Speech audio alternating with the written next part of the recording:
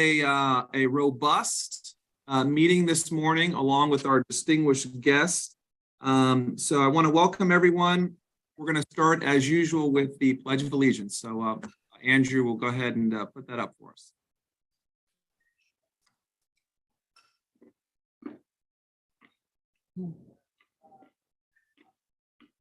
All right. I pledge allegiance to the flag of the United States of America, to the republic for for which it stands, one nation, under God, indivisible, with liberty with liberty, and justice for all. Great way to start the day. So we have a busy schedule today, and we have an important guest. So I wanted to give him some time to share with us what's going on at the federal level and also how that impacts our neck of the woods. So without further ado, U.S. Senator Chris Van Hollen. Go ahead, sir. Well, thank you, Mr. Chairman, and to you, Delegate Pippi. Congratulations on leading the Frederick County delegation, and to all of you, congratulations to all of you who are reelected and all of you who are newly elected. And I do look forward to working with each and every one of you, because all of us share the same constituents. Sometimes they call us for local issues or state issues. Sometimes they call you for federal issues. So the more that we can, coordinate and keep open lines of communication, the better for all of us and for our constituents. And Nan Mann, who's our regional director in Frederick and Carroll and Washington County and all of Western Maryland is here. So, thanks for the opportunity to say a few words. What I would like to do is focus on some of the things that we did in the last 2 years that will continue to have an impact in Maryland and Frederick and other counties in Maryland, and then just talk about some of the things on the horizon. So we passed a lot of legislation in the last 2 years, including a lot of bipartisan measures. I want to zero in for a minute on the infrastructure modernization bill, which is going to provide $7 billion to the state of Maryland over the next 5 years. And so I know you're aware of that, but I would just urge you to continue to engage the state. Once the monies come from the federal government, they go, this set of formula funds goes to the state, and the state gets to decide. The good news for Frederick is that because of the infrastructure modernization bill, my understanding is that last September in the CTP, the I-70 the I-70 project, the 15 project I-70 to Route 26 is fully funded in terms of construction. So we look forward to working with you to see that project through, as well as other projects you identify that could be funded out of the state funds.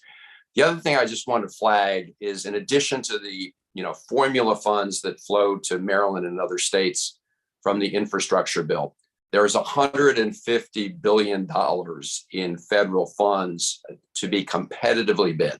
And the state of Maryland is, in terms of the executive and the Department of Transportation, is aware of it, but there are projects that can be, go for all sorts of important transportation projects. So I just wanted to flag that, because to the extent that we're organized, whether it's Frederick County, Carroll County, Washington County, but and the state of Maryland, we can better compete as a delegation, federal delegation and state delegation for those funds, $150 billion in funds.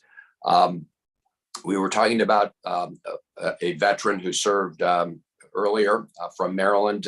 One of the bills we passed in the last 2 years was the bill that it was called the PACT Act to address all the health issues experienced by veterans who served in Afghanistan and in Iraq, who were exposed to burn pits. So I would encourage all of us to let our veteran constituents know that those services are available for them now.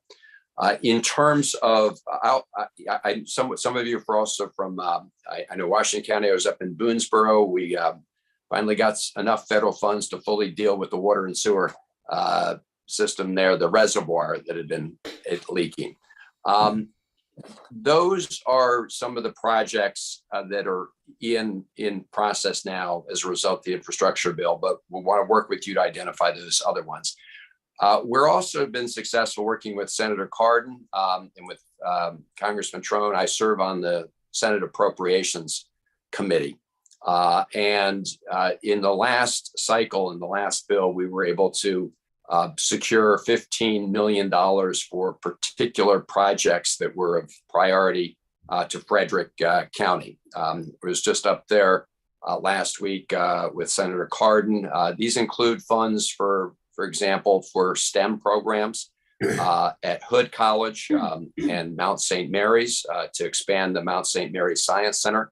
And in Frederick, in terms of Frederick government, there's the Crisis Stabilization Center to help folks who may have overdosed on opioids or other drugs or need crisis intervention to make sure that they get the care they need. So I want to mention that because we now have the ability to obtain funds sometimes for projects that go to specific purposes in Frederick or other places. And we have to prioritize the requests we get, but we're getting more and more requests. So I just want to put that on your radar screen as you talk to folks. And in many cases, we try to make them, have some kind of state participation or local participation in terms of funding.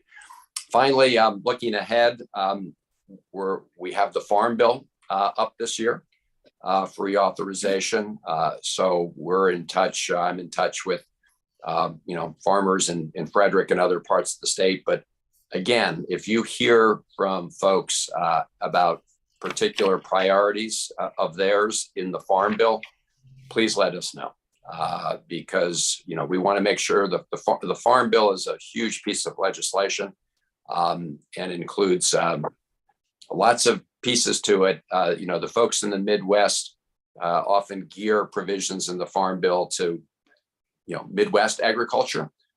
We've worked successfully over the years to make sure that some of the Maryland agricultural specialties are fairly treated in the Farm Bill as well. So let me end there. I'm happy to try and answer any questions you've got. I know you have a full agenda. Thank you, Senator. Any questions for the Senator from any of the members? Delegate Fair. Senator, thank you so much for your comments, and I'll be brief. I would like to work with your office on the Route 15 expansion project. We've received numerous letters from constituents whose properties, predate a lot of the expansion that's happened on Route 15 over the years. There's a lot of concerns about proper noise and safety barriers to be put in place as we continue expanding that roadway. And I would love to chat with you about that and see what funding has been set aside to ensure that those residents aren't negatively impacted even further than they have been with the expansion of 15. Thank you. Got it. Well, Delegate Fair, we're happy to work with you on that. I just would say that, once the funds, the federal funds, this category of funds goes to the state, most of the conversations in the decisions as to noise barriers and those kind of things are in the hands of the state and you, the General Assembly. That said, we're happy to weigh in on behalf of constituents with you. I appreciate that. Thank you. Delegate, looks like Delegate Boucher. Thank you, Chairman. Senator Van Hollen, having lost a daughter to the opioid epidemic, I am sincerely grateful that the federal government is recognizing this epidemic across all of our districts. So it is my heartfelt appreciation to you and everyone else in Congress who's addressing this issue. Thank you very much. Well, thank you, Delegate Boucher. I'm sorry for your loss, and I know that you're working to channel the pain of that loss into trying to prevent others from experiencing that. And so we look forward to partnering with you. And I do think this has been a bipartisan effort in the United States Congress and the Senate and the House, and look forward to continuing to work with you on that. All right, any other questions for the Senator?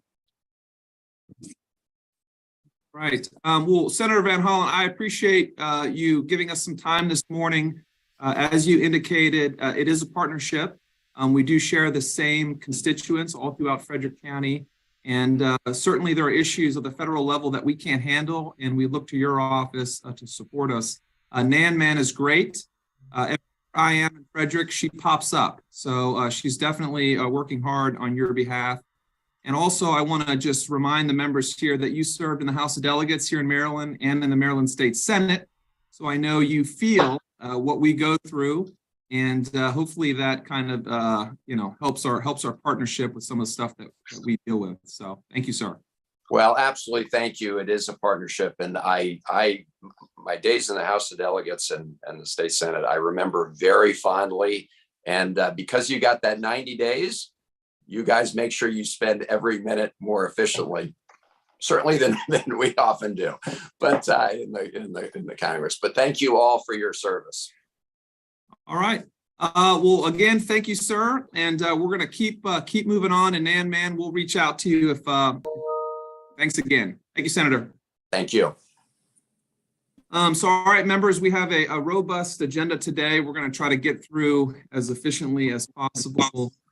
The first item on the agenda is the approval of the minutes from the last meeting.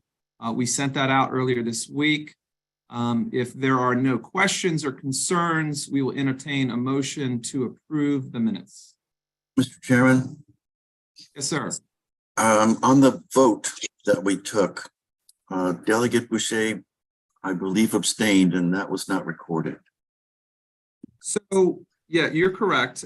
We didn't record him in the affirmative. We just didn't record him in the abstention. But yes, we can make that modification if that's. Other than that, I move to accept the minutes of the previous meeting. Okay. Is there a second? Second.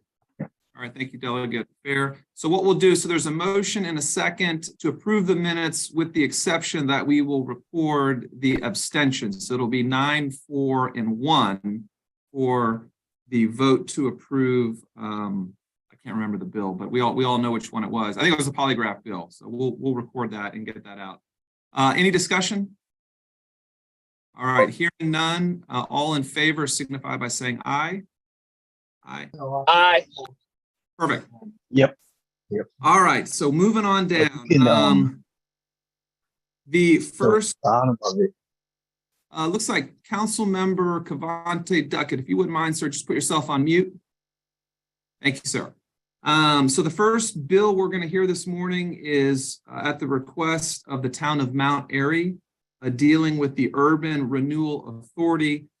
Just to give some background here, Mount Airy's jurisdiction lies on both Carroll County and Frederick County, and it's a state law change they are seeking. As I understand it, the Carroll County delegation has voted in support of this legislation. They are now requesting that the Frederick County delegation weigh in on their support. So with that, are there any questions about the legislation from any of the members? Looks like Delegate Miller. Yes, hi, sorry. What is prompting the change and prompting the request for this? Okay. Mayor Hushar, are you here, sir? Yes, I am. All right. Would you mind answering that question? Yeah, I sure will. There's not a lot of properties in Mount Airy that we consider blighted. But we did have a building, and we still have a building that has been sitting with in a blighted condition for years and years. Urban Renewal Authority is something that's been given to upwards of 69 municipalities in the town. In 2022, it was given to Williamsport and Hancock. We consider it a tool to get a owner of a property to come to the table and talk to us to start figuring out how to get that blighted property fixed up. In our town, we certainly don't want to go out there and acquire properties, in so much as what we are trying to do is get property owners to fix up their properties, especially on our main street and in areas close to where we have a lot of commercial things going on. And we're about to embark on a substantial amount of growth, and it'd be nice for the property owners for us to be able to go to them and say, hey, listen, please fix up your property. We'll help you get it going. But if you're not going to get it going, then we have this tool in our toolbox that we can execute to spur on fixing up this property and making it safe for our community. Delegate Miller, does that answer your question? Yes, I understand that. And I guess my biggest concern would be with if they don't, and the eminent domain part of it. I'm not, with eminent domain, you always hear about the stories of the person that's, the older person who's let the property go, that's been living there, 80 years, and they don't like fair market value versus full market value. So can you address that part at all? Would it only be vacant properties? Do they have to be vacant for a certain amount of time? And giving you this power, we understand how you're going to use it, but when you leave something broad and open like that, there's no, we are setting it up for the future when you are putting it in law like that. So that's my concern too, is I understand maybe why you need it, for now, but then expanding the powers in the future. Yeah, I understand, that it gets drug over to a conversation about eminent domain, but in this instance, it's more about dilapidated properties. It's not about taking a parcel of property to put a road through or something like that. These are buildings that literally have loose bricks or hazards of that nature that need to be addressed. And I understand what you're saying, but there's 69 municipalities in Maryland that just had this authorization. And I'll give you a hypothetical, or it's not a hypothetical, it actually happened. When we put this to try to get it prior to the pandemic, and Mount Airy was covered on the Frederick delegation, it was Delegate Cox who put in for us. And in the reverse scenario, we had to get Carroll County's endorsement on it. We had a bank building that had been vacant for 18 years. The windows were broken. Everything inside of it was breaking down. It was right there on our main street. It was right in the middle of everything that we were trying to fix up. The fact that we had put it on to get Urban Renewal Authority was enough for that property owner. I'm not saying it's the only reason, but all of a sudden they started fixing up that property, and now it's totally renovated. It's a gorgeous microbrewery called Liquidity Ale Works. It is filling up its parking lot now. I suspect, had we not tried to get this authorization, that building would still be sitting empty and dilapidated, because for the property owner, it was easier just to let it sit there and go into decay. And I understand. So is there provisions where it would be only for unoccupied or vacant properties? It would not be for occupied properties? It would not.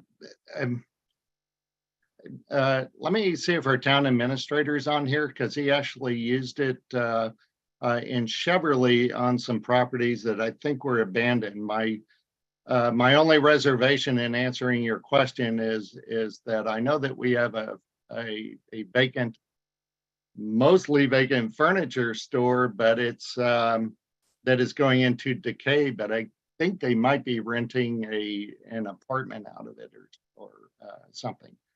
David, are you on the call? And I can just point out some language here if it's for the good of the order. So page, for the delegation members, page 3, and the original email that went out has the attachments for all the bills, but it looks like page 3, line 29 states the following. Acquisition of any other real property in the urban renewal area where necessary to eliminate unhealthful, unsanitary, or unsafe conditions, lessen density, eliminate obsolete or other uses detrimental to the public welfare, or otherwise to remove or prevent the spread of blight or deterioration, or to provide land for needed public facilities. Is that kind of the gist of it there, Mayor? Yes, it is. And I mean, like I said, this is more about a property that has become a health or a safety concern. We don't have a lot of them in our town. We just want the tool in the toolbox to spur on that blighted property. So I think that pretty well answers it. I understand the concerns, but again, we're a small municipality. We're growing a little bit. We don't have a lot of funding to go out there and become a property owner. We just want these, owners to move on blighted property so that it's safe for the entire community. I would tell you as well, there's an entire process that has to be gone through. It's not a slam dunk that we just go to a property owner and say, hey, we don't like the way your property looks, so we're going to take over everything and get appraisals and take that property. It's an entire process that has to be justified and gone through. There's provisions. Can you in real there quick, that- just Mayor, in the efforts, because I know we have some members with questions. So for example, we talked about the bank building, which Yes. is a wonderful brewery with excellent beer. Everyone should go there. But using that example, if this law were to pass and be in place, just very briefly explain what that process would be to identify a property and what sort of public input would be there prior to the municipality taking any action on anyone's personal property. If you could just very briefly highlight that, and then we're going to move on to some other questions. Yeah. The process itself requires us to identify the property, and then we have to get into it with the property owner. Have to get have a justifiable reason that we're going down that road, and without all the lines in front of me, I'm not sure if there's a public hearing that's involved or not, but it's a very thorough process. Sorry, I can't speak specifically to it right now. Okay, Delegate Weigel. Thank you, Mr. Chairman. Mr. Mayor, just one quick question. Does this, could you clarify, does this authority apply to everywhere in town or just your commercially zoned areas? To my understanding, it applies to any property in town that is blighted. Okay, thank you. Delegate Simpson, do you have your hand up? I did, but actually you, thank you, Delegate. Pippi, you helped me find, it does protect historic structures. So that's what I was going to inquire about. I mean, for me, just kind of piggybacking on what Delegate Miller was saying, I would want to know a little bit more about the public process. So for example, if let's say the law were to pass, you identified a property, what is the public process and what sort of rights does the property owner have prior to the execution of, moving forward, whether it's eminent domain or any other sort of remedy. And I don't know if I'm looking through the bill, it's 16 pages. I don't know if maybe Senator Reedy or somebody can chime in and help me with that. That might help some of the other members as well, hopefully. Yeah, Mr. Chairman, it is a long bill because it's identical language to what's in about 65 other towns. I think for all these things, you would have to have a public hearing on it. If there are a lot of questions today, we could also, I know we have a meeting next week, correct, Mr. Chairman? So we do. Yes, sir. If there are just sensing some of the concern here and wanting to make sure we get the correct answers for everything, because I was looking through trying to check in on the bill as well on that part. We could, maybe if anybody else has any questions, but I know we have a long agenda. If the mayor is okay with this too, I might suggest that we we hold it for a week and we'll get all the answers to the questions and come back next week ready to vote. I'm confident there is a public hearing provision, but I'm not seeing where it's spelled out. So I want to be sure it's spelled out and, or that it's clear if it's inferred because it points to something else that provides for it. But either way, I want to be sure we get the answer to that question as well, because I'm sensing some concern from a few people. So we want to be sure we get everybody's questions answered before we were to, take a vote on it. Okay. So Senator, I'd make a motion to hold this bill, to hold the bill until our next voting session, I guess is what I would say, if that's okay. Second. okay. Any discussion on that motion? All right, hearing none. So, Mr. Mayor, we appreciate you coming in. We're gonna maybe generate some questions for you, give you an assignment to kind of look into, and then we'll be ready to rock next week, if that works for you, sir. Okay, happy to do that. Thanks. Wonderful. Okay, all right. So we'll move past that. We're gonna go now on to hopefully an easy one. This is an alcoholic beverage, what's called display of license. It's LR 1832, and this bill does one thing. So currently in Frederick, you are required to display your liquor license in a conspicuous area behind glass. This bill removes the glass requirement because people are using plexiglass or other things. That's literally all the bill does. Is it doesn't require licensees to have to go to Home Goods or whatever and buy glass and do God knows what. So if there are any substantive questions about the bill, please ask those. If not, I will entertain a motion. Mr. Chair, Yes, sir. I move that we vote to approve LR number 1832 as written. Second. All right, there's a motion and a second. Any discussion? Hearing none, all those in favor signify by saying aye. Aye. All right, that motion looks to carry. Any abstentions? One abstention. Okay. All right, good job with that. Next bill, LR 1829. It's another alcoholic beverages bill. It's the golf simulator facility. And I'll try to give a little bit of history on this bill. From what I understand is the liquor board held a public forum as they do every year and allow people to come in and express what interests they have in either alcohol changes or new licenses. And an individual brought up the idea of having a license enabling someone to have a golf simulator facility, essentially a building with like a virtual golf type setup, similar to like a Top Golf maybe structure, which would require a new license. I do have a couple questions on that, and maybe Mrs. Sugars can answer if you're here. Do we have any businesses in Frederick that currently have a golf simulator facility? No, sir, we do not. And the only thing that I could think of that would have a similar golf simulator type situation would be a golf course that would have just a small area with a simulator in them for the golfers who don't golf during the winter.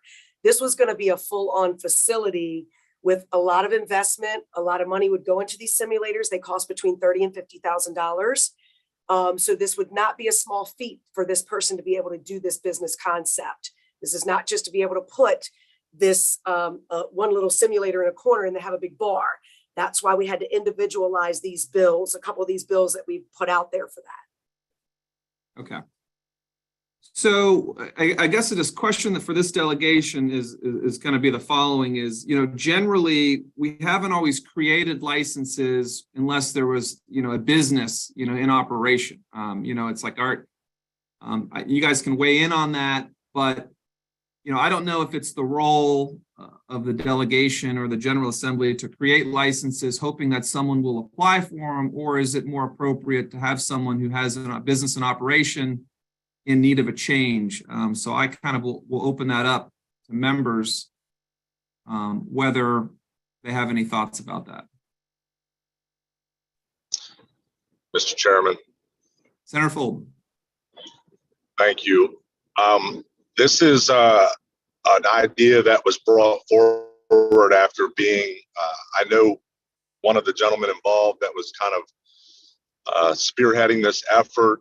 He had been to other states where they had these facilities in place and thought it would be a great idea to bring something similar to Frederick County and back into the state of Maryland.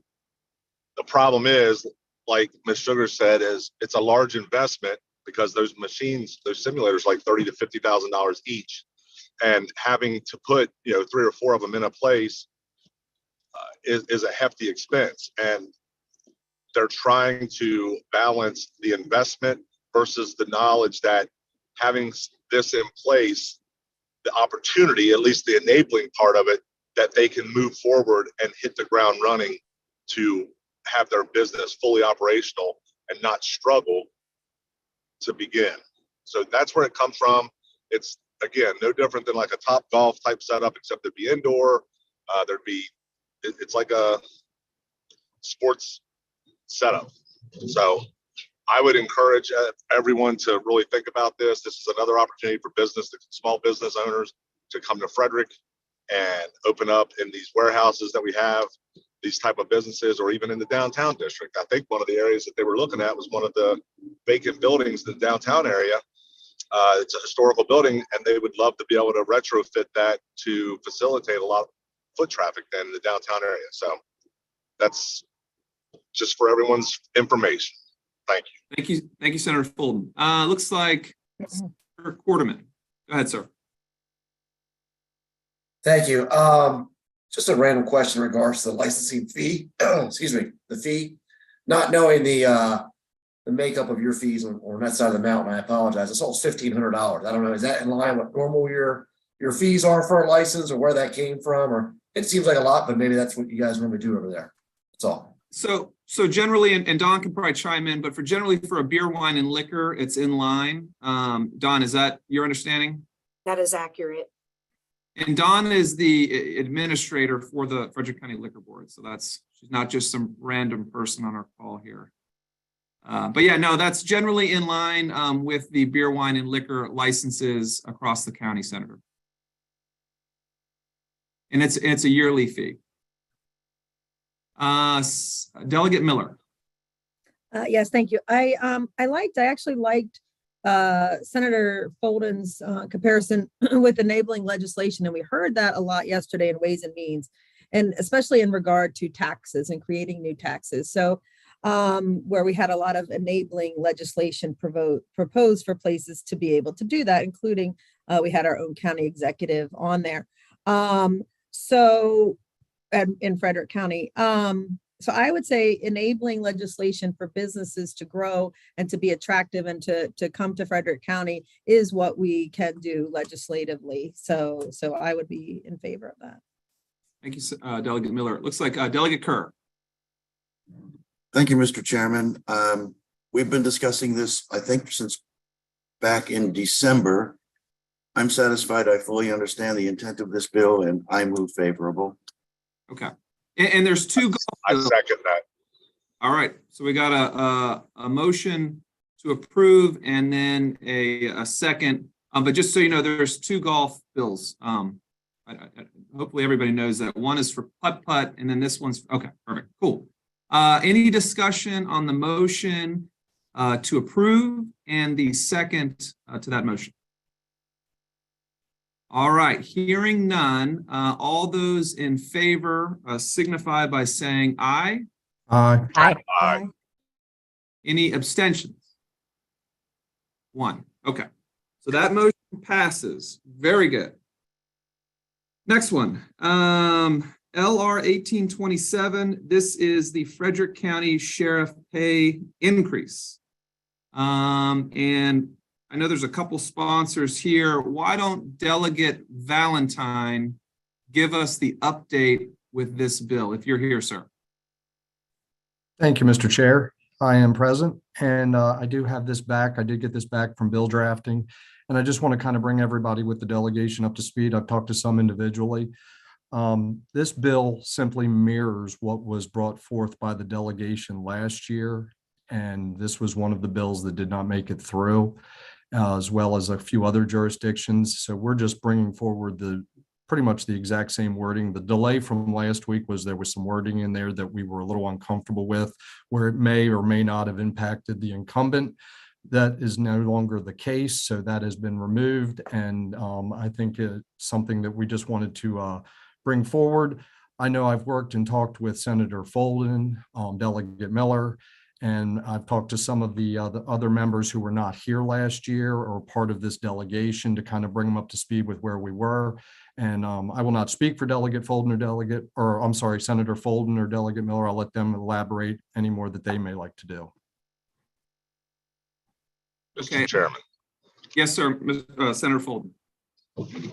So just to close everybody in on this loop, this is the last time, if we pass this, this will be the last time we have to come back and revisit this, much like we did with the state's attorney's office, the state's attorney himself, or that position, I should say, is attached now to the same rate of a district court judge, I believe it was. The change in this language in the legislation is that the pay of the sheriff in Frederick County, much like many other counties, Charles County and other locations, would be attached to the equivalent pay of a lieutenant colonel in the state police. And we would not have to address this. The pay would be attached to that. And if we don't have to keep revisiting this every few years. If the state police increase their pay scale because of economic times or the like, the sheriff's pay rate would subsequently also be adjusted. That is all. Thanks. Thank you, Senator. Looks like Senator Lewis Young. Senator, you think you hit the mute button. Okay, thank you. I believe it's woefully premature to be discussing this now. As you all know, we cannot change the sheriff's salary during an existing term, which was the problem with one of the former iterations of this bill we saw. We should be addressing this in 2026, 2025 at the earliest. There are a number of factors that go into salary studies, comparative analysis of other counties. We won't know for another 2 to 3 years what other counties are doing. Are they pegging their increases to a similar variable? Are they looking at other factors such as the rate of inflation, the cost of living? Right now, economists don't know, are we going into a recession or inflation? The size of the county. We have the fastest growing county in the state, and it's very difficult to project what the population will be 3 years down the road. I suspect that, in fact, if we do make a decision now, we will be revisiting this in 2026 and duplicating our work. Finally, in the past 3 weeks, we've seen 3 iterations of this bill. So in 3 weeks, if things have changed, I submit that in 3 years, things will change as well. And therefore, I'm recommending that we revisit this in 2026 when we have a far better understanding of the landscape. Mr. Chairman. Let me, if you don't mind, Senator Folden, I can address a couple components. Sure. So the most recent iteration of the bill that was sent out, Section 2, page 2, this pay increase would not apply to an incumbent sheriff. So we had an attorney general opinion. So even if the pay went up during the term, it would not apply to an incumbent. However, if for some reason that incumbent changed then that pay increase would apply. So there is some relevance there. As far as the keeping up with inflation, the most recent iteration is tied to a position in state government that is adjusted incrementally. And so that would take care of those incremental changes that you referenced, Senator. And I think that's why this most recent version is kind of an end-all be-all, because what it does is it ties it to a position within state government that is adjusted via inflation and keeping up with the times. And it's very appropriate in the sense that it's a lieutenant colonel with the state police, which is relevant to the type of position that is. So Why is that? I don't understand why it's relevant. well, because state police is policing and the sheriff is policing. And they're Different kind of policing. have commensurate responsibility as it pertains to workforce and law enforcement. Delegate Fair, I think you're up next. Go ahead, sir. I believe I was up next, Mr. Oh, Chairman. I'm sorry. Go ahead, Senator Fulton. So respectfully, you're correct. You're correct, Senator Lewis Young. It is a different kind of policing, because where the state police has been pushed out primarily out into more of an traffic enforcement, some rural enforcement, depending on the counties, to partner with sheriff's office patrol operations. The sheriff has a broader responsibility as the chief law enforcement officer in any county that they are elected. They have to take care of corrections bureau. They have to take care of civil process. They have to secure the courts. They also have to perform a patrol function in Frederick County to partner with the state police to keep our citizens safe. And by your own admission, Frederick County is the most rapidly growing county in the state. And I think that it is appropriate, and the timing is appropriate, to move forward in that this pay is far, far behind any of its contemporaries. And the responsibilities merit this pay increase. The reason that we don't want to wait until 2026 is that we don't want to run into an issue like we had last year, because the personality of the person running for the position affected a local delegation bill moving forward, which was approved unanimously by the delegation and then killed on the floor of the House.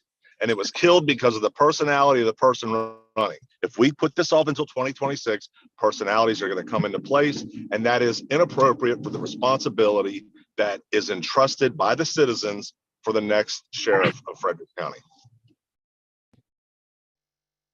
Well said. Thank you, Senator Fulton. Delegate Chris Fair. Yes, Delegate Valentine spoke initially on this bill to present. I'm trying to understand. He said that it was a copy of last year's bill, and reading through the bill and reading through last year's bill, it is far from a copy in my estimation. I could be wrong, but this appears to be a completely different funding mechanism than was considered last year. Am I correct? I think it was a copy of the first iteration of last year's bill, that the first iteration, and then it changed. That is correct. Okay. My concerns are that we need time to digest what this exactly looks like. I was looking at the attachments that you sent with the Frederick. It says the Frederick County salary scale. I opened up the document and I'm looking through it, and I'm struggling to understand how that's. I thought it was being attached to the state scale, and so can I get clarity on the attachment and what am I looking at with this attachment, because it's cut off at the end. I couldn't really grasp what the relationship between those two things were.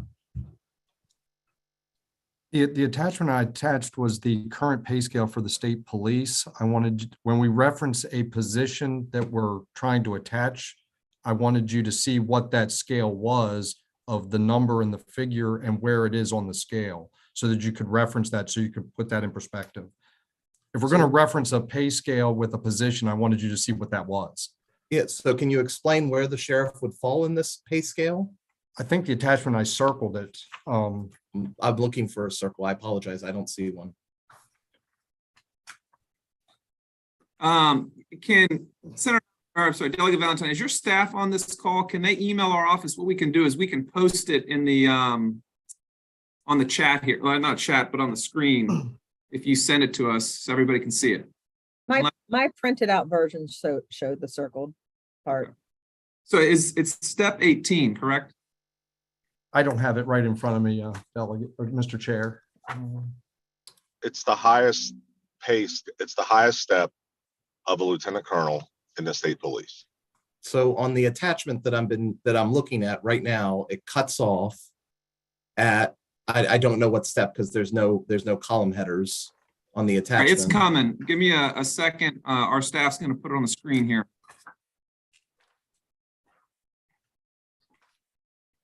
Or maybe not. He's working on it.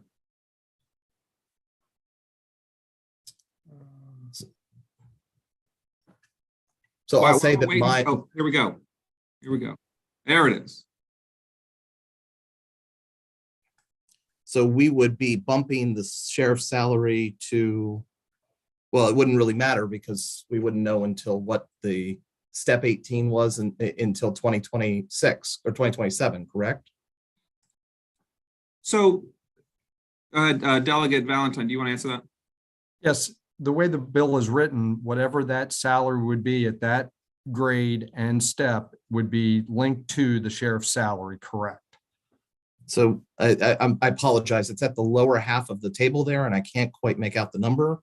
It's a cutoff. What is that exact number? 193, 491. 491, 193, 491. So in 2020, if last year's bill had passed, we would have approved for 150,000 on a step basis to begin 2023. That number is already at 193,000 and will be significantly, probably, I mean, estimating will likely be higher come 2027. Is that correct? I believe the number you just referenced was the amendment that came out of the Senate. The bill was initially proposed in this manner, and that was an amendment that came out of the Senate that went to the House floor of the 150,000 you're referencing. I believe the Senator Lewis Young had worked on that. I won't comment for her, but I believe the number had been settled at 150,000 by the delegation. I live to be mistaken. I will let any of them. But we're at minimum, we're approving that in 2027, the sheriff's salary would be at minimum 193,000. Is that correct? Correct. If not Correct. higher. Okay, thank you for the information. All right, Delegate Wyville. Thank you, Mr. Chairman. Just an FYI, and for what it's worth, Washington County experienced a similar issue. We had our sheriff's salary proposal in last year. For whatever reason, it failed one of the bodies in the General Assembly. So we brought it back this year to kind of take care of the issue. And so it isn't lingering and hanging out there like Senator Fulton indicated, personalities get involved. But we also tied ours to the state salary, but we didn't go with the state police. We tied it to a percent of the state's attorney's office. So just thought I would share that. Delegate Simpson.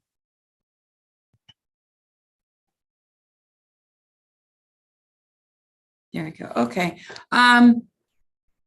I am intrigued by this wasn't my question, but since you had put it up there, I am intrigued why it would be the final end, because typically when you're doing a pay scale, and I think anybody that's used to a pay scale, it usually, you know, I could understand it being the very end of the step, I mean, of the grade, but the steps to be all the way at the end, usually that would be based on experience. So that's just a comment. I have had a flood of questions, and I don't know if those individuals are on this call, but some of the folks are, you know, wondering where this is coming from. And specifically, I don't know if this is wondering if our Senator Fulton is actually running for, and is this why that it is so important? That has been a question that I've been asked. And I've also had a flood of folks saying, particularly, since Senator Fulton brought it up, it is still very a hot topic in the constituents in my area. So there has been a flood of, I won't use their language, but the answer is like, do not support this legislation. And that is primarily because of the people. And then of course, the next question is, And I don't know honestly, Senator Folden, I don't know their position on you. They've just said, well, is Senator Folden running? Because there's no way you support the current, so. I'm sorry, there's no way what? The current individual that is in that role, that has their statement. And then the next question has been, is Senator Folden running? So, and I don't Yeah, know. well, I'm gonna go ahead and stop that. That's wholly inappropriate to bring that up because I take that as a Point direct. of order.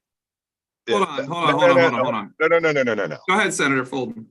Yeah, that's wholly inappropriate because now you're striking at my integrity on my motives behind this, and I will not be questioned by that. It is irrelevant. You know, there's an old analogy. You got a $5 head, you buy a $5 helmet.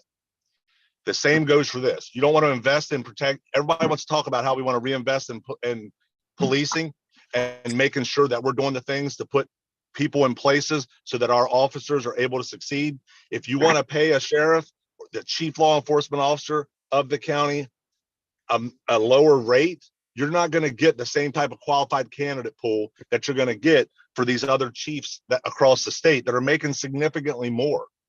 So I absolutely take exception with even remotely insinuating that, delegate. That is wholly inappropriate. I am never going to say that a constituent question is inappropriate. I do think it is fair that they can ask their questions, and it's fair for us to bring it come on, Golden.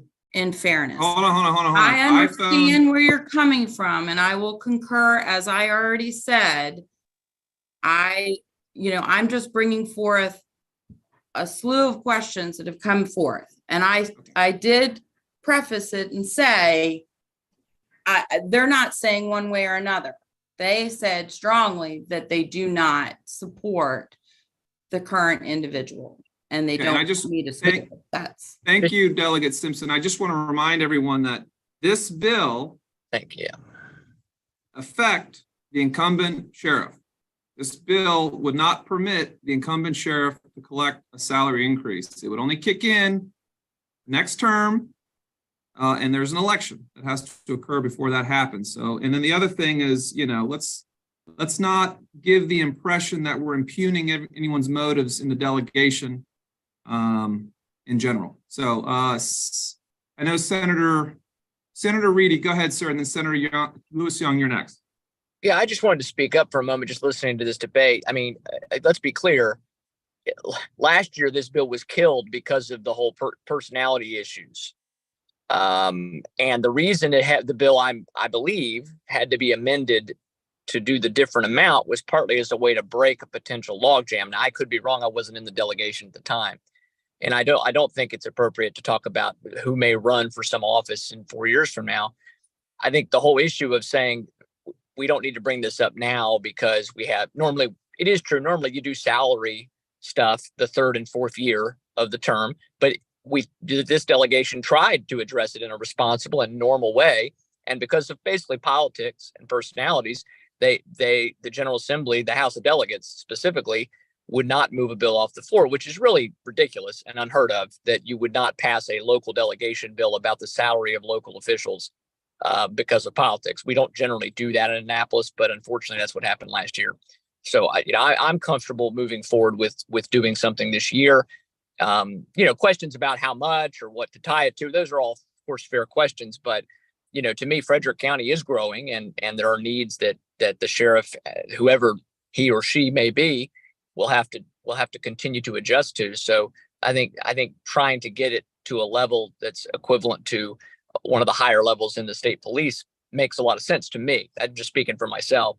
But yeah, I just think it's important to note we're not here because we randomly decided, because I'm sure Senator Folden and Delegate Valentine didn't just randomly decide, we should talk about salaries 4 years out. It's because it was rejected last year, basically because games were played. So I saved up all that to say that, but I support raising the sheriff's salary and taking care of it this year so we can get it done. So I support the bill. Thank you, Senator Reedy. Senator Lewis Young. Just for clarification, it was not the Senate that achieved the compromise. This delegation achieved the compromise. I distinctly remember it. Also, I want to reinforce that our decision about whether to adjust the salary should not be based either on who's currently in office or future holders of the office. I realize it's a concern to constituents, but it should not be to those of us that are voting. I have a concern about making a decision so far in advance. There have been other counties that have formed police departments, and the Frederick County Sheriff Office no longer had a patrol function. How do we know that won't happen in our county within the next 3 years? I also acknowledge that the House did turn this bill down based on personality. If this bill is brought back again the next year, it's going to be fresh in their minds. I think it has a much better chance of moving 3 years down the road than the next year. So just my advice and observations. Thank you, Senator. Delegate Tomlinson. Thank you, Chairman. I just wanted to make a point, something that came to my attention earlier this week, that the current sheriff of Frederick County, apparently the salary is the lowest amongst all sheriffs in the state who operate a full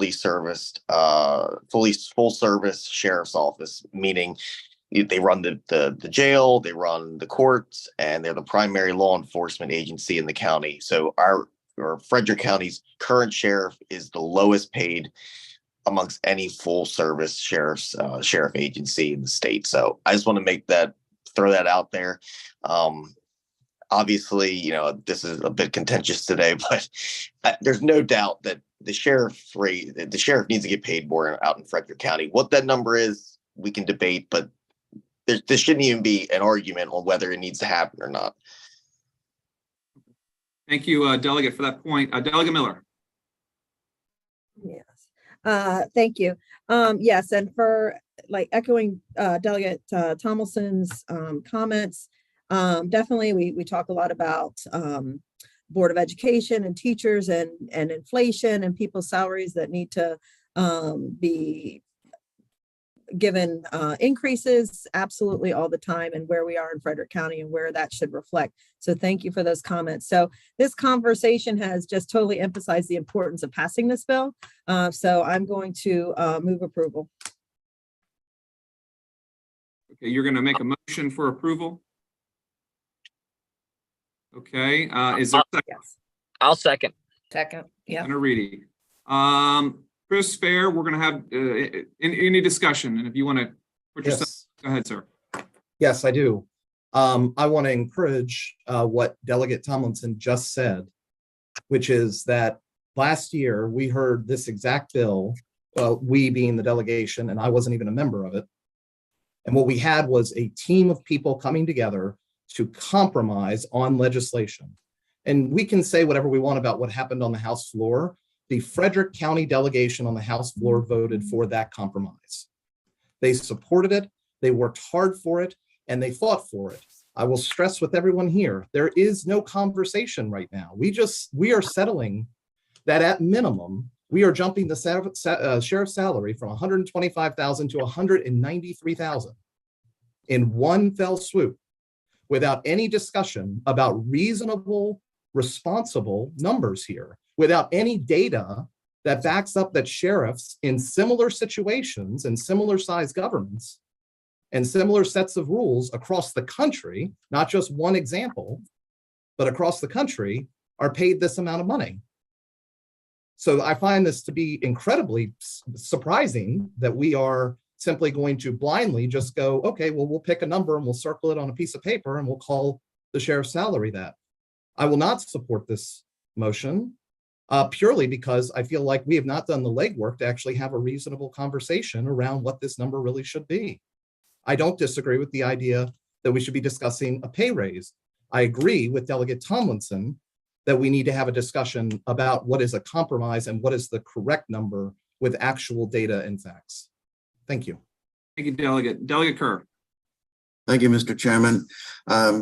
This bill was presented as being in identical posture to the one that we supported last year. Last year, I reluctantly agreed to the $150,000 number, not 200,000. And it all seems like it's moving a little fast for me. We haven't even discussed it with our partners at the county to see how this will affect their budgetary plans. So I too will not be supporting this motion today. Okay, I'm going to have just a final comment from myself here, and then we're gonna vote. So, look, this county delegation approved pay raises for every position within our county: the county clerk, the register of wills, the county executive. The county council got a raise, members of the General Assembly got raises, and we have one position in our county which probably holds some of the most responsibility of any position in the county, and they're the lowest paid in the state. Now, I understand the politics last year that happened during an election year, but this bill is not about the incumbent. This is about the position. This is about hiring and ensuring that we're compensating someone who has a tremendous amount of responsibility for the fastest growing county in the state. And we have a responsibility to kind of call a spade a spade. I mean, that position needs a raise. Tying it to a state position that automatically increases with inflation and things of that nature is probably a prudent decision. Yes, it's a big pay increase, but that's because our sheriff is woefully underpaid now. So the reason it seems like a big jump is because the person is woefully undercompensated now. And again, this pay increase will not impact the incumbent. It will kick in after an election for whoever the next sheriff is. So we have a motion to approve. We have a second. Everyone has been given the opportunity to read the bill, to weigh in today on record, and we're going to go ahead and call a vote. So all in favor of the approval of the sheriff's salary increase signify by saying aye. I have to do a roll call. Oh, roll call. Okay. Yeah, I'd suggest roll call as well, yeah. All right. Delegate Kerr. No. Delegate Fair. No. Senator Lewis Young. No. Delegate Tomlinson. Go ahead, aye. Say whatever you're. Aye. Delegate Miller. Yes, aye. Senator Reedy. Aye. Delegate Simpson. No. Delegate Weigel. Yes. Delegate Boucher. Abstain. Delegate Valentine. Yes. Senator Quarterman. Yes. Senator Folden. Aye. Delegate Rose. Yes. Is that everybody? All right, and the chair votes aye. What's the count?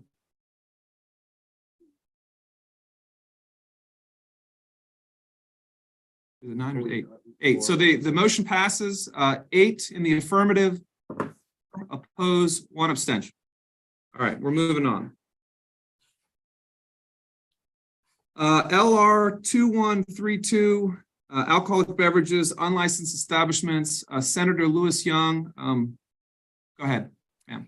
I'm going to just talk about the process, and then Delegate Fair is going to talk to the specific language.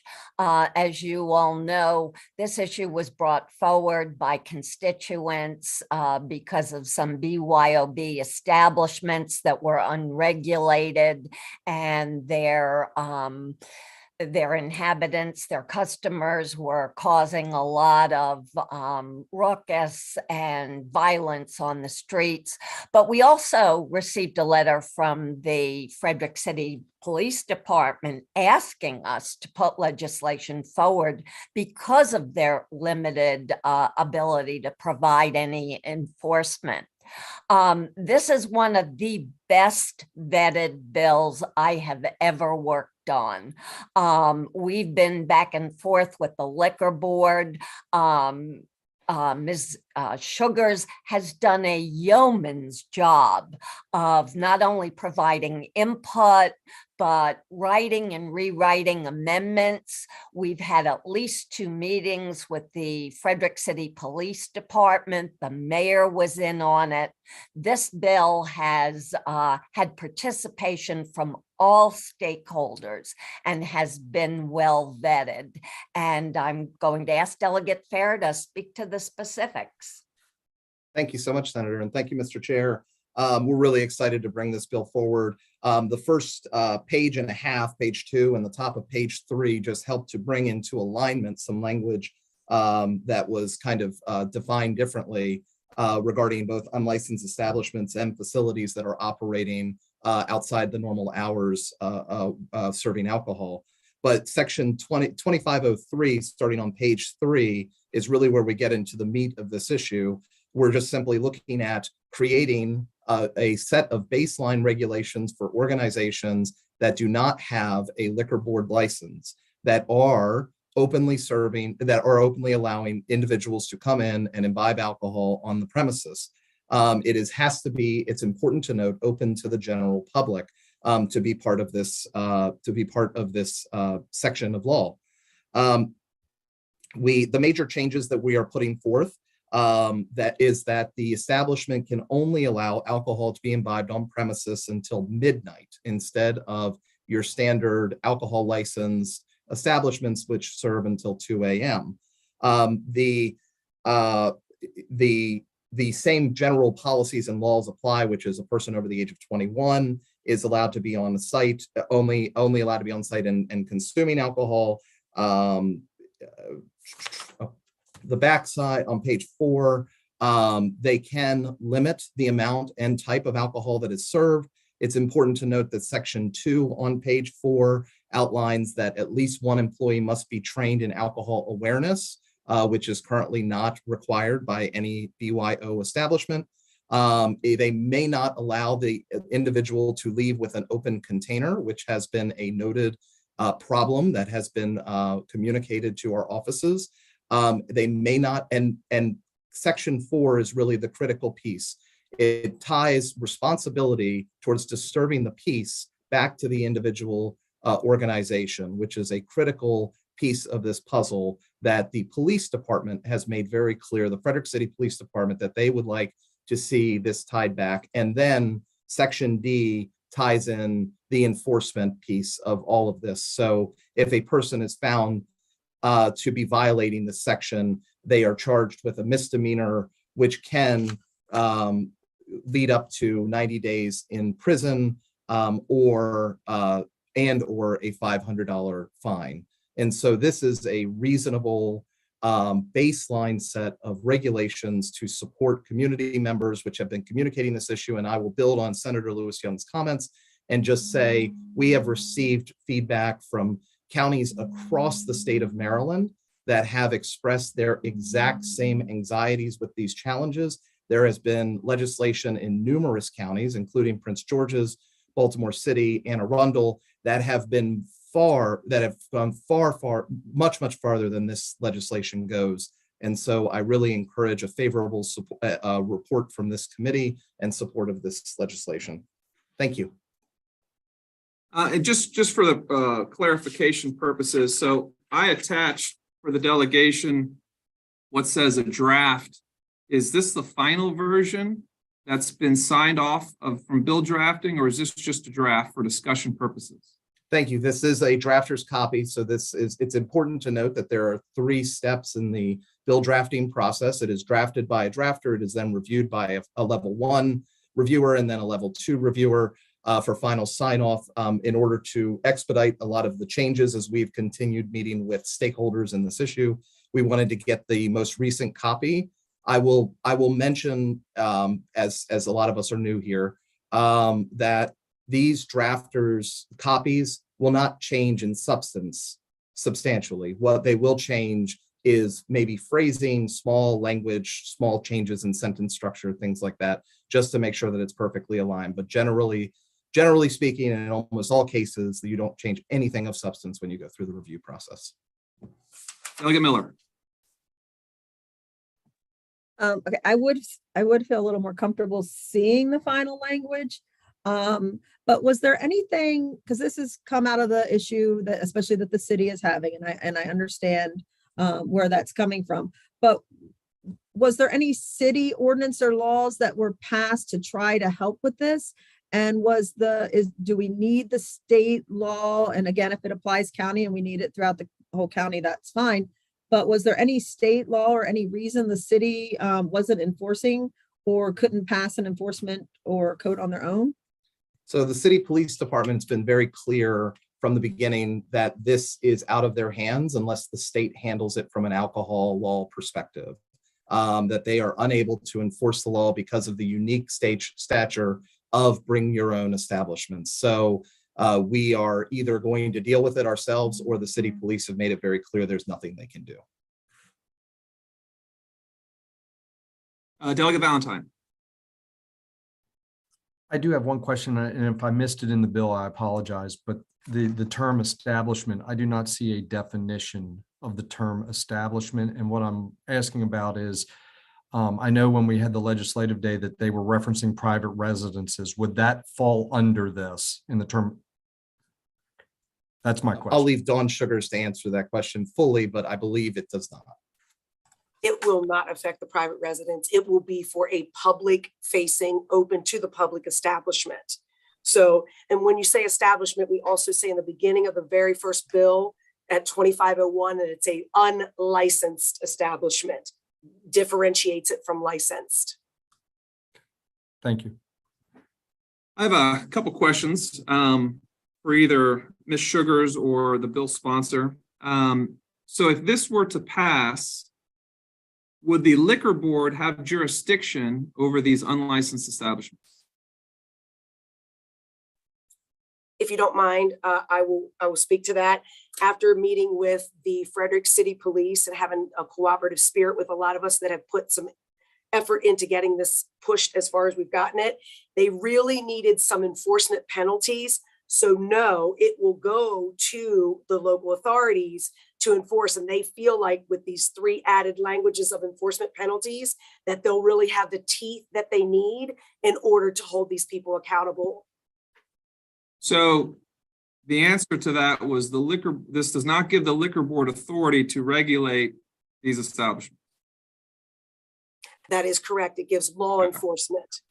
Does the bill reduce the penalties for violating existing unlicensed established laws? Does it, let's say, reduce the penalties for what's already on the books and for what this bill does? Okay, Sorry, please. Sorry, I apologize. So if you read in 2501, they have a steeper penalty at the end of it, which was inconsistent then with 2502, which was then inconsistent with nothing in 2503. So what the spirit of this bill would be was to make this consistent across the board between 01, 02, and 03. So it is not consistent, and there is a lesser penalty. So yes or no questions will suffice, because we got a busy schedule, Don. Gotcha. So reduce penalties for unlicensed establishments. Yes. Okay. So this bill doesn't give the liquor board any authority to address the issue. It reduces penalties for unlicensed establishments. It also applies to anyone in the county that has a license from either the county or the state. So would that include an occupancy permit? This would include a business license. They would have to have Okay, a so business any license. business in the county, this bill would impact. Because right now, as I understand it, in Frederick County, every business that's unlicensed, right, a non-liquor licensed establishment, like a hardware store, for example, currently the law states the following: that you are not permitted to serve or allow people to come into that establishment after 2 a.m. and drink. If you are a business that is open to the public, following the operating hours of a licensed establishment, which is 6 a.m. to 2 a.m., except for Sundays currently, So this also changes the hours to where those establishments cannot permit people to come in past midnight. So it changes the hours as well. Is that correct? That is correct. Okay. And also, current law states the following. If the hardware store invites friends over and they drink, and the person drinking then goes into the street with an open container, that's against the law, correct? That is against the law now. Right. If the person goes into the streets and disturbs the peace, that's against the law, correct? That is correct. But it's on the person who's doing it, correct? Who is offering the alcohol, correct? What this bill does is it then puts the liability on the hardware store owner. So for example, if the hardware store owner invites friends over to have some beers after midnight, and those friends leave with an open container and cause a disturbance, this bill puts the liability on the hardware store owner, no longer the people going outside, but it's on the owner. Is that correct?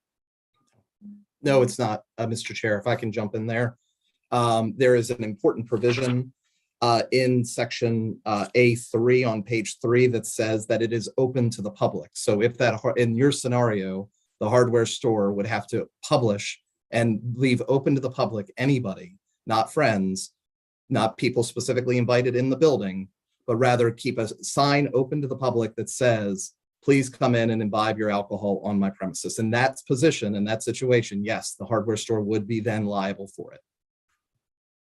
I just want to make sure everybody understands that there's a transfer of liability in this bill, that currently the liability is on the person who's doing the offense, going outside with the open container, making a scene, shooting people, as in the case of what we're trying to accomplish here.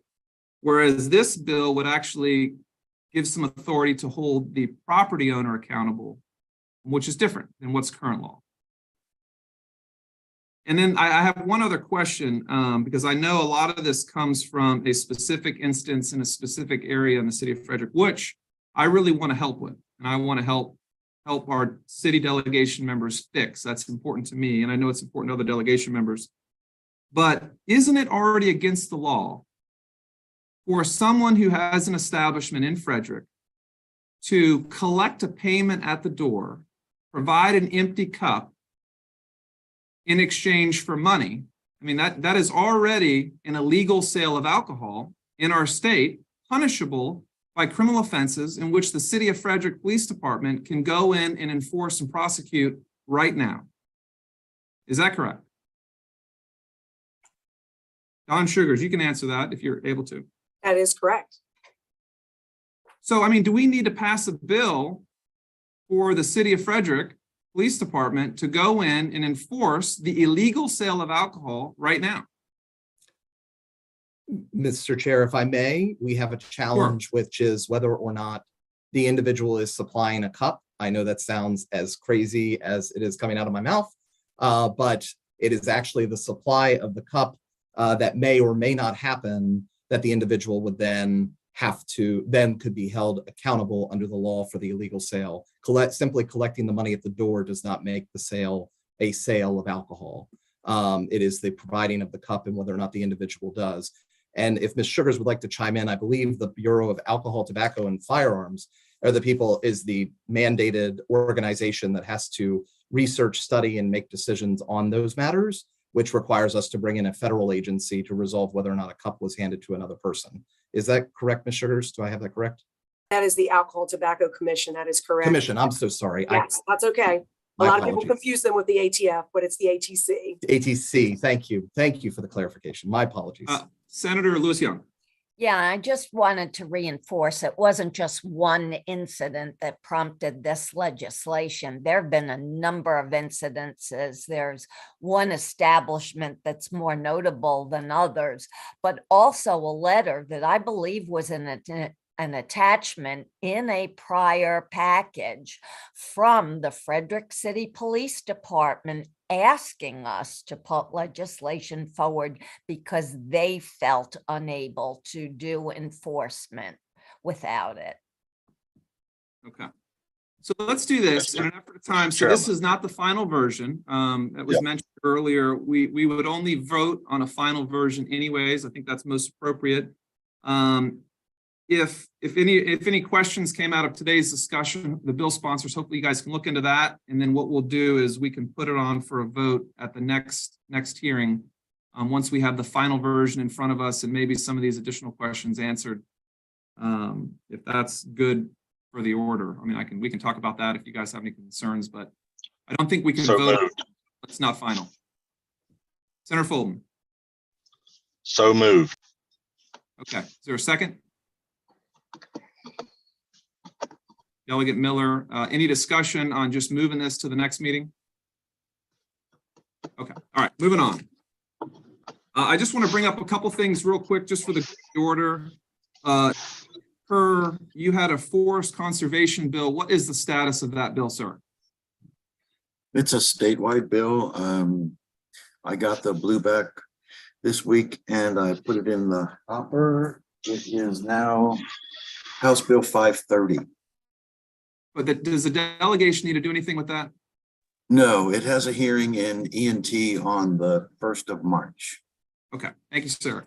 Senator Lewis Young, we had talked about that marriage license fee potentially having an amendment. Did you want to provide that to us for discussion for the next meeting? Sure.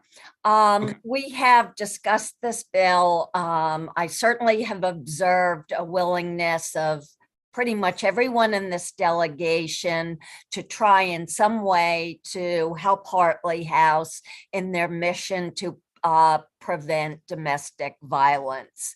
However, there's also a sentiment that we don't want to be the highest marriage license fee in the state.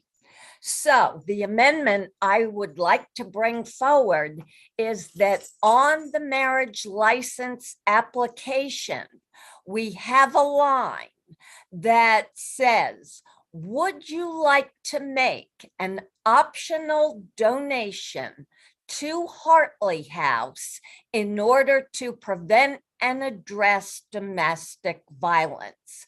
This way it's optional. And if someone wants to round up from 75 to 80 or 75 to 100, they have that option. The average expense for a wedding in Maryland, and these numbers are about 2 years old, is $21,000. That probably doesn't even include the honeymoon. So if on the average you're spending $21,000 for a wedding, people just might decide to round up $5 or $25. So what I would like to recommend is we will drop it this week in order to have a placeholder, but we will bring it to the delegation next week for a vote with this option. And I would like to thank our county council member, MC Keegan-Air, for what I think is a brilliant recommendation that constitutes a path that meets everybody's needs. And it's a reminder that we need to do a better job of communicating with local government when we bring local government issues forward. Thank you. Point I just want to make is that, just for everyone's edification, the bill drop deadline is Thursday because it has to be read across the floor by Friday. So we're actually going to have a delegation meeting probably Thursday morning earlier, because we have like 5 more bills that we have to vote on, as painful as that is. Well, there's another way you can do it. This bill has been drafted already. It can be dropped. And then what we can do is amend it with both the amendment as well as the delegation sponsorship. We have a number of bills in that posture that are already in the name of a member of the delegation, and we will have to amend it to reflect the fact that it's a delegation bill. Sure. I mean, you just run the risk, obviously, of dropping a bill that impacts Frederick County only without the support of the delegation. That's obviously the risk you run. Well, you're doing it with other bills, so why shouldn't this be consistent? We haven't done it with any bills this year. I think there are some bills that are already moving forward with an individual's name on it, but we can discuss that further. All right, so if you could please, when you get the language of any changes, send that to us. We'll get that out to the members for the next meeting. That way we're all prepared. Chair Pippi, sorry. Delegate Miller. I just want, as you're moving forward with that, so I still have a lot of concerns about doing that. So for me, if you are putting on there to just give an extra donation, they need to be aware and to be fully transparent that they're already giving a $65 donation as part of the fee. So that needs to be distinctly spelled out. And if you are spelling out that it is a donation, then you need to offer a donation receipt or a 1099 or something along those lines for that.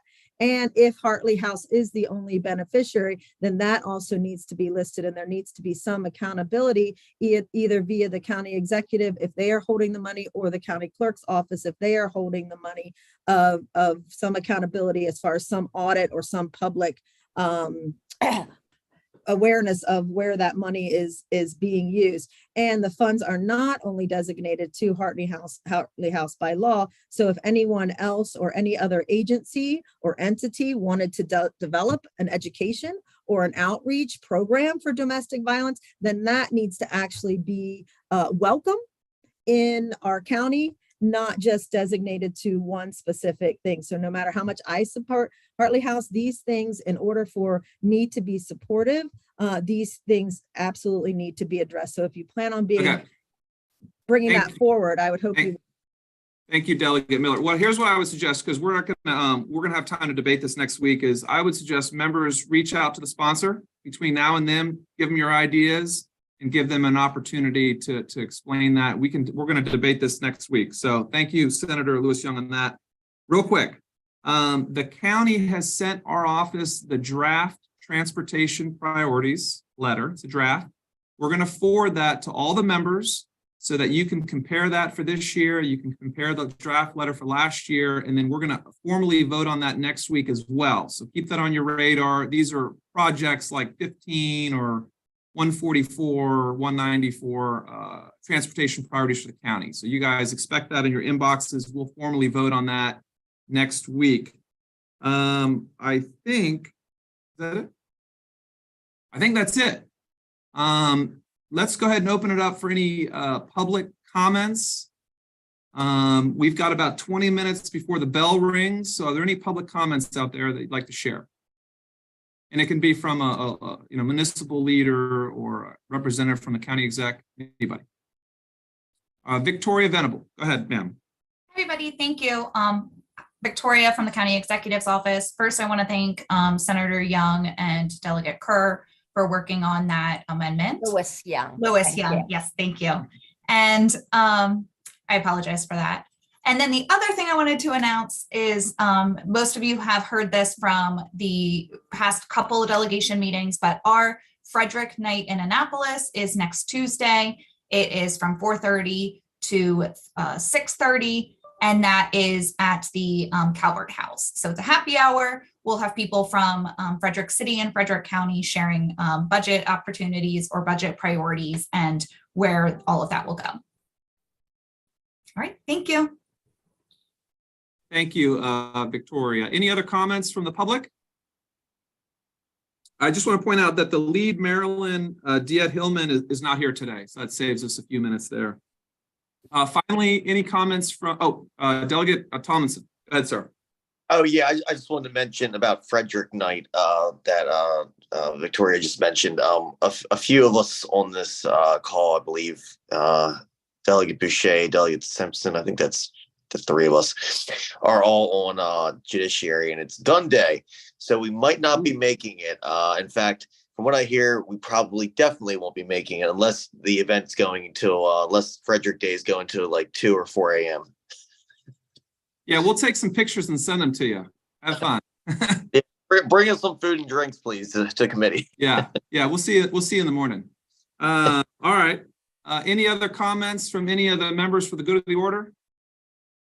All right, Senator Lewis Young. Thank you. We've had a number of conversations about the representation about this delegation, and I have been asked by many citizens to clarify it. And so I have gone to the Department of Planning with the help of my staff, and for purposes of communication and transparency, I would like to share the data on the delegation's configuration. So District 2A actually accounts for 6.1% of the delegation's population. Delegation 3 accounts for 46.3% of the county's population. Delegation number 4, or District 4, accounts for 46.2% of the county's population, and District 5 accounts for 1.3% of the county's population. So we can see that there's a bit of a disconnect there, that the 4 representatives who represent 46.3% of the population have the same vote as those 4 delegates that represent 1.3%. We've also had some conversations about whether or not Frederick County is similar throughout. I want to address 2 things there. Frederick City is by far the most dense, experiences the most density, and therefore the most traffic issues and other related issues. And finally, I want to share one other comment, and that is the minority population of the respective districts in our delegation. District 2A has a minority population of 13%. District 3 has a minority population of 42%. District 4 has a minority population of 18%, and District 5 has a minority population of 15%. So as I have said before, I believe there's some disenfranchisement going on at multiple levels, and I just quote the data. Thank you. Well, I just for the, that's why I had some reservations about voting for the current maps, when they were doing redistricting. So hopefully this conversation was brought up when the majority party, pushed these maps through. But nonetheless, appreciate the information, appreciate the data. It's always helpful. Is there a motion to adjourn? So moved. Second. All right, motion to adjourn, Senator Fulton. Is there a second? Second. Sorry, can you hear me? All right, second. Any discussion?